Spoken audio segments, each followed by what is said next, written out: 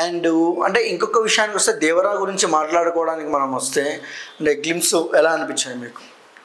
దేవరాలో ఉన్నటువంటి kind of thing ఇప్పుడు release చేసినటువంటి పోస్టర్ లుక్స్ అయితే ఏం కానీ దాని ఉన్న వచ్చినట్టు అప్డేట్ ఏం కానీ ఎన్టీఆర్ గారు ఒక అంటే అట్టడుగు స్థాయిలో ఉన్నటువంటి నినాదాన్ని కొంత భూగర్భంలో దాగినటువంటి అంశాల్ని కొన్నిటికి వెలుగులోకి తీసుకొస్తున్నారు అనే మెసేజ్ వచ్చింది.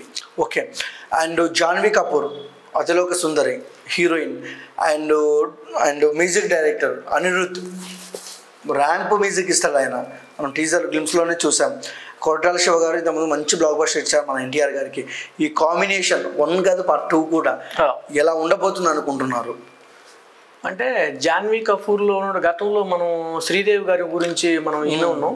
సో ఆ టైంలో మనం నటన ఆ యుద్ధాంశంలో వాళ్ళు చేసినటువంటి పీరియడ్లో సినిమాలు థియేటర్లకు వెళ్ళి మనం వాళ్ళ పక్కన ఎంజాయ్ చేయలేకపోయినా సో మనం చూసిందైతే మనం మన పెద్దలు చెప్పుకుంటూ తింటాం. కానీ ఇప్పుడు వాళ్ళ మెమరీస్ వాళ్ళ సినిమాలు ఎన్నో చూస్తున్నాం కదా. సో వాళ్ళ కైండ్ ఆఫ్ థింకింగ్ రావాలంటే వాళ్ళు ఎవరు రాలేరు. అంటే వాళ్ళు ఒక లెజెండ్స్ అనమాట. వాళ్ళని పదిలంగా భద్రంగా అలా ఉంచేశారు శ్రీదేవి గారు. సో అక్కడి నుంచి వచ్చిన ఈ జాన్వీ కపూర్ కాబట్టి అది వాళ్ళు మంచి నిర్ణయం తీసుకున్నారు జాన్వీ కపూర్ గారు. నేను ఎందుకంటానంటే సో మన తెలుగు ఇండస్ట్రీ చాలా పెట్టి పుట్టింది. తెలుగు ఇండస్ట్రీలో చాలా గౌరవం దక్కుద్ది. ఒక స్త్రీకి ఎక్కువ గౌరవం దక్కాలంటే తెలుగు ఇండస్ట్రీ చాలా గౌరవం ఇస్తారు.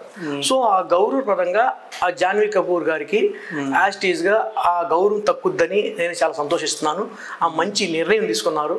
సో శ్రీదేవి గారు మొట్టమొదటిసారిగా ఒక ఎలుగు లేకొచ్చి ఒక బ్లాస్ట్ అయింది మన తెలుగులోనే. సో జాన్వీ కపూర్ గారు మంచి నిర్ణయం తీసుకొని తెలుగు లేకొచ్చారు. అదిగాక మళ్ళా ఎన్టీఆర్ తోటి అంటే మామూలు విషయం కాదు. సో ఆయన ఇండియాలోనే నెంబర్ 1 ఆర్టిస్టు. ఒక విద్వాంసాన్ని మాత్రం సృష్టిస్తారు. సో అటు హిందీలో కూడా జాన్వీ కపూర్ గారి మంచి పేరు ఉంది.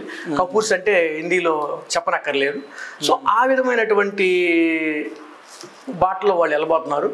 సో రాబోయే రోజుల్లో చాలా పీరియడ్ అయితే తీసుకుంటారు.